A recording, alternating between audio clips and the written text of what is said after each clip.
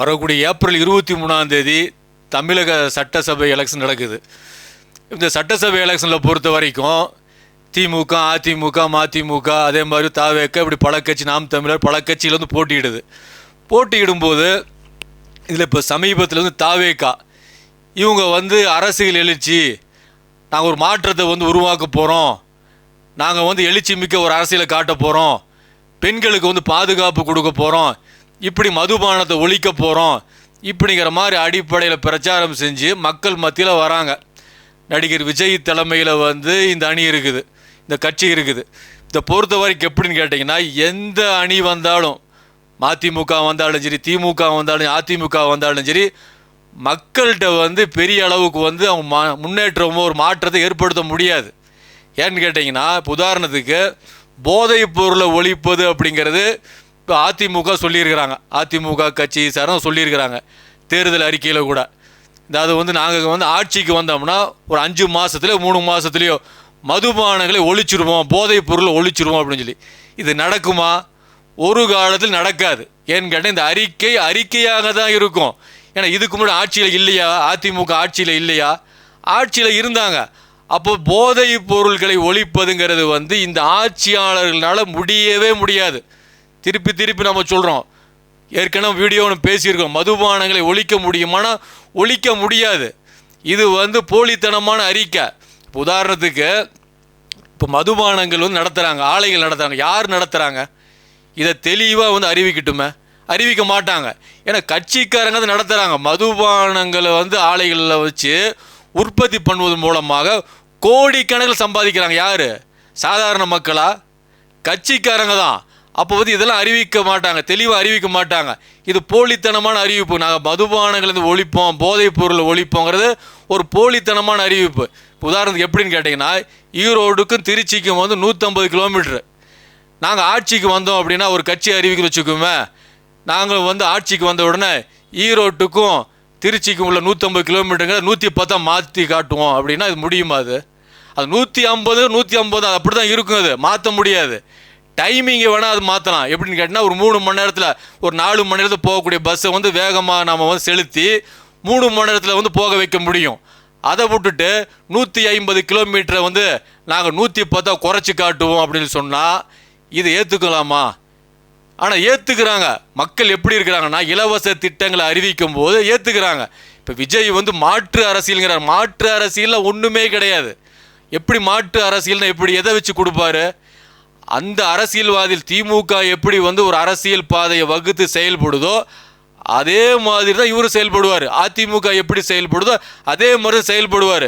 எப்படின்னு கேட்டிங்கன்னா, அவங்க எப்படி ஒரு மாநாடு போடுறாங்களோ அதே மாதிரி மாநாடு தான் வந்து விஜயும் போடுவார். அவங்க ஒரு தேர்தல் அறிக்கை, அதே மாதிரி தேர்தல் அறிக்கை, அதே மாதிரி தேர்தல் கமிஷன் வந்து சில விதிமுறைகளை போடும். அந்த விதிமுறைகள் உட்பட்டு வந்து திமுக அதிமுக இருக்கும். அதே மாதிரி தான் விஜயும் இருப்பார். விஜய்கிட்ட வந்து எந்த விதமான ஒரு முன்னேற்றமும் வந்து நாட்டு மக்கள்கிட்ட எதிர்பார்க்க முடியாது. பெண்களுக்கு பாதுகாப்பு அப்படிங்கிறாங்க. பெண்களுக்கு பாதுகாப்பு அவர் கூட்டத்திலே இல்லையே. உயிரிழப்பு ஏற்படுது, உயிர்களுக்கு பாதுகாப்பு இல்லையே. இது மக்கள் வந்து சிந்திக்கிறது இல்லை. ஒரு நல்ல ஆட்சியை தருவதற்கான விஷயங்கள் இன்றைக்கி பரவலாக கிடையாது. அது குறிப்பாக பார்த்தீங்கன்னா விஜய்கிட்ட எல்லாம் பார்த்தீங்கன்னா அந்த மாதிரியான அறிவும் இல்லை, திறமையும் இல்லை. அவர் நம்ம எதுக்கு குறிப்பிட்டு சொல்கிறோம்னா, இந்த பிரச்சனைகள் பார்த்தீங்கன்னா விஜயின் பக்கம் மக்கள் கூட்டமாக அணியாக சாரையாக போகிறோம் காட்டப்படுது. இதெல்லாம் போலித்தனமானது.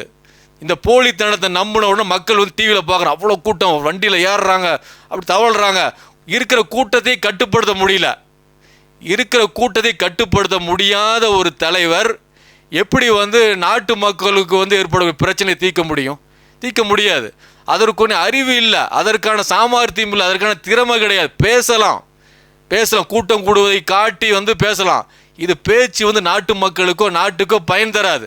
அப்போ அதனால் என்னன்னு கேட்டிங்கன்னா, வீட்டில் உள்ள பிரச்சனை, மனைவிக்குள்ள பிரச்சனை, மனைவிக்கு இருக்கும் பிரச்சனை, குழந்தைகளுக்கு இருக்கும் பிரச்சனை, தாய்க்கும் தந்தைக்கு இருக்கும் பிரச்சனை. இந்த பிரச்சனையை தீர்க்க முடியாத நபராக தான் இருக்கார். ஒரு தலைவர்னால் எப்படி இருக்கணும்? முன்மாதிரியாக இருக்கணும். முன்மாதிரியாக இருக்கக்கூடிய தலைவர் நம்மளால் பார்க்க முடியல. நம்ம எதுக்கு விஜயை சொல்கிறோம்னா, உதாரணத்துக்கு சொல்கிறோம் அப்படின்னா, இன்றைக்கி பரவாயில்ல, அவர் தான் வந்து முதலமைச்சர் ஆயிடுவார், அவருடைய கட்சி தான் ஜெயிக்கும் இப்படிங்கிற ஒரு பிம்பத்தை வந்து வடிவமைச்சிருக்கிறாங்க. இதற்காக தான் சுட்டி காட்டுறோம். அதுக்கு மற்ற தலைவர் எல்லாருமே வந்து தங்கத்தின் தங்கங்கள், அவங்களாம் வந்து ஆட்சிக்கு வந்துட்டாங்கன்னு சொல்லி சொன்னால் நாட்டு மக்களுடைய வீடுகளில் வந்து தேனாரும் பாலாரும் ஓடும். நாம் அதான் சொல்லலை, எல்லா ஆட்சியிலையும் பிரச்சனை இருக்குது. அதே பிரச்சனையோடு தான் விஜய் வந்தாலும் அதுதான் இருக்கும். மக்கள் எப்படி நினச்சிக்கிறாங்கன்னா, இவர் வந்துட்டாருன்னா படம் நினச்சிட்டாங்க, 2.5 மணி நேரம் படம் நினச்சிக்கிட்டாங்க. படத்தில் வந்து பார்த்தீங்கன்னா ஒரு 10 பேர் பந்தாடுவார், அந்த மாதிரி விஷயங்களை பார்த்து மண்டையில் ஏற்றிக்கிட்டாங்க. நம்ம தலைவர்னு அப்படி இருப்பார் இப்படிங்கிற மாதிரி. இதை சிரஞ்சீவி வந்து இருக்கும்போது அந்த ஆந்திராவில் நினைக்கிறேன் இருக்கும்போது அவர் பிரச்சாரம் பண்ணும்போது ஒரு தடி எடுத்து விசிறிட்டான். ஏன்னா சிரஞ்சீவி படத்தில் இருக்கும்போது தடி எடுத்து 10 தடி வந்து அப்படி பிடிச்சிடுவார். 10 தடி அப்படி விசிறுவார், 10 தடியும் போகும். அவன் நினச்சி விசிறிட்டான், ரசிகர் தான். சிரஞ்சீவி பயந்துட்டார். அப்போ என்னடா பிடிச்சி விசாரிக்கும் போது என் தலைவன் வந்து இப்படி பிடிப்பார்னு நினச்சேன் நான் அப்படின்ட்டு. அப்போ என்ன மண்டை பைத்தியமாக இருக்கிறாங்க ரசிகர்கள். எப்படி இருக்கிறாங்கன்னா, திரைப்படத்தை பார்த்து ஒரு பைத்தியமாயிடுறாங்க. இதை வந்து நபிஸ்லாம் சொல்கிறாங்க. எப்படின்னு கேட்டிங்கன்னா, ஒரு மனிதரை வந்து நம்ம ஆழமாக நேசித்தோம் அப்படின்னா அவனோட பைத்தியமாக்கி விட்டுரும். அப்போ ஆழமாக நடுநிலைமையாக இருக்கணும். அப்போ விஜய் என்ன சமுதாயத்துக்கு வந்து என்ன பெரிய பங்களிப்பு செஞ்சுட்டாரா? விஜயும் சொல்லக்கூடிய விஷயங்கள் நிறைய பொய்யா தானே இருக்குது. என்னுடைய சொகுசு வாழ்க்கையில் விட்டுட்டு உங்களுக்காக உழைக்க வந்திருக்கிறேன் அப்படிங்கிறாரு. இது உண்மையாக பொய்யா? பிரச்சாரம் பண்ண வந்திருக்கிறாரு, எல்லாம் ஓகே. சொகுசு வாழ்க்கையை விட்டுட்டு நான் ஒரு படத்துக்கு 500 கோடி வாங்குறதை விட்டுட்டு வந்திருக்கிறேன் அப்படிங்கிறது சொகுசு வாழ்க்கைன்னு என்ன? புதான சொத்து ஒரு 2000 கோடி 3000 கோடி வச்சுக்குவோம். எல்லாத்துக்கும் ஒரு 500 பேர்த்த வந்து ஒன்று திரட்டி, ஒரு 1000 பேர்த்த ஒன்று திரட்டி, ஒரு 5000 பேர்த்த ஒன்று திரட்டி எல்லாத்துக்கும் வந்து 1 கோடி ரூபா 2 கோடி ரூபா கொடுத்துட்டாரா? கொடுத்துட்டு ஒன்றும் இல்லாமல் இருக்கிறாரா? எல்லாம் அவருடைய பேங்க் பேலன்ஸ் அப்படியே இருக்குது, பண வசதி அப்படியே இருக்குது, எல்லாமே இருக்குது. இது என்ன நடந்தது? அழுத்து போச்சு. சினிமாவில் ஆடி பாடி நடனம் ஆடி டயலாக் பேசி அழுத்து போச்சு. அடுத்தது புகழுக்கு என்ன? அரசியல். அதுக்காக வந்திருக்கிறாரே தவிர இதுவும் சமுதாயத்துக்கு வந்து நன்மைன்னு சொல்லி அவரால் பெரிய அளவுக்கு யாருமே எந்த அரசியல் கட்சிவாதி வந்தாலும் நான் கெட்டது செய்ய போகிறேன்னு சொல்லி யாராச்சும் வராங்க ஓட்டு கேட்க வரும்போது, நான் அவளை நாசப்படுத்திடுவேங்க, உங்களுக்கெல்லாம் ரோடு நல்ல ரோடு போட்டு அதை நாங்களே குழி தோண்டிடுவோங்க, உங்களுக்கு தண்ணி வந்துட்டு கட் பண்ணி விட்ருவாங்க, இப்படி சொல்லி யாராச்சும் ஓட்டு கேட்குறாங்க? இல்லையே. எல்லாருமே உங்களுக்கு வந்து நல்லது செய்ய போகிறாங்க, உங்களுக்கு அதை செய்ய போகிறேன்னு சொல்லி தான் ஓட்டு கேட்பாங்க. அதே பாணியை தான் இவர் கடைபிடிக்கிறார். ஆனால் ஆட்சிக்கு வந்தாலும் இவர் சொல்கிற அளவுக்கு எதுவுமே நடக்காது, செய்யவும் முடியாது.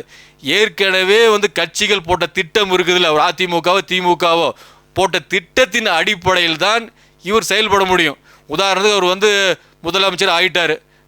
தலைமை செயலங்க டெல்லியில் அமைப்பாரா இல்லை ஹாங்காங்கில் கொண்டு அமைப்பாரா?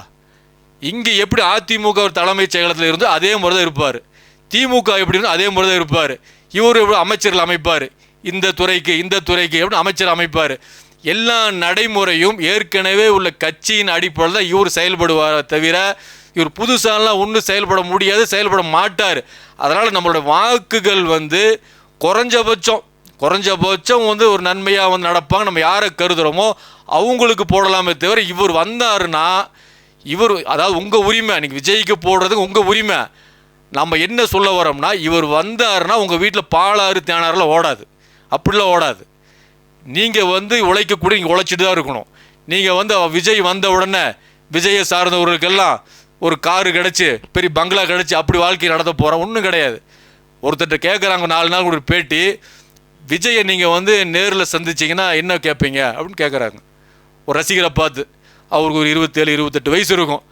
அதுக்கு அவர் சொல்கிறாரு, நான் செத்துருவேங்க அப்படிங்கிறாரு. விஜயை பார்த்தா செத்து போயிடுவாராமா. அப்போ எப்போ ஏற்பட்ட ரசிகர் வச்சுருக்கான் பாருங்கள். விஜய் இப்போ ஆமாம் சத்தியமாக செத்து போயிடுவேங்க நான், ஆமாம் நான் செத்துருவேண்ணா, எனக்கு என் பொண்டாட்டியை விட எங்கள் அண்ணன் தான் எனக்கு முக்கியம் அப்படிங்கிறாங்க. அப்போ என்ன பண்ணார் அவர்? இப்படி சொல்கிறதா இருந்தால் ஏதாச்சும் செஞ்சுருக்கணும்ல. அவர் வந்து தொழில் இல்லாத தொழில் ஏற்படுத்தி கொடுத்துருக்கணும், அல்லது வந்து ஒரு வீடு இல்லாத வீடை ஏற்படுத்தி கொடுத்துருக்கணும், எதையாச்சும் ஒன்று ஏற்படுத்தி கொடுத்துருக்கணும். எதுவுமே ஏற்படுத்தி கொடு. இது படத்துடைய தாக்கம். படத்தில் வந்து ஒரு கதாநாயகனை பார்த்து ஒரு நன்மையை செஞ்சது மாதிரி உள்ளுக்குள்ளே போட்டு கட்டதுனால வந்த விளைவு. அவரை பார்த்து செத்து போயிடுவாராம்மா. சாகிறதுக்கு நம்ம வந்து அவரை பார்க்கணும். அப்போ வந்து இந்த மாதிரியான கூட்டங்களை வச்சுக்கிட்டு இது நிலையான ஆட்சியோ நிம்மதியான ஆட்சியோ வராது. அதனால் வந்து இது ஒரு போலித்தனமானது. அதனால் வந்து சிந்திச்சு வந்து வாக்களிங்க. வாக்களிப்பது வந்து ஒருத்தருடைய கடமை, உரிமை. அதை வந்து தனிப்பட்ட முறையில் வச்சு பாருங்கள் யார் வந்தால் ஓரளவுக்கு நல்லா இருக்கும்னு சொல்லி. அப்போ வந்து ஒரு வாய்ப்பு கொடுங்க. இது எல்லாம் போலித்தனமானது. வாய்ப்பு கொடுத்தாலும் இதுதான் நடக்கும். அதாவது வந்து மற்ற அரசியல் கட்சி எப்படி ஒரு போக்கில் போகிறாங்களோ அதே போக்கில் தான் போவாங்க. அது வந்து விஜய் ஜெயிச்சு வந்தாருன்னா நீ கண்ணுக்கு முன்னாடி பார்க்கலாம் இந்த விஷயங்களை. விஜய் என்ன ஒரு அறிக்கை கொடுத்தாரோ அந்த அடிப்படையில் வந்து அவர் எல்லாமே செஞ்சு கொடுக்க முடியுமா, அவர் தொகுதி மக்களுக்காக செஞ்சு கொடுக்க முடியும்னு சொல்லி பார்க்கும்போது அவர் மேலே ஏராளமான குற்றச்சாட்டுகள் வரும். இதை பார்க்க தான் போகிறீங்க. இது வந்து அதாவது வந்து அந்த ரசிகர்கள் வந்து எந்த அளவுக்கு இருக்கிறாங்கன்னா அவர் வந்துட்டா எல்லாம் தூக்கி நிப்பாட்டிடுவார் இப்படிங்கிற அளவுக்கு நினைக்கிறாங்க. இது ஒரு முட்டாள்தனமான கருத்து. இது அதை சிந்திச்சு வாக்களிக்குமாறு நம்ம அன்பா நம்ம கேட்டுக்கிறோம்.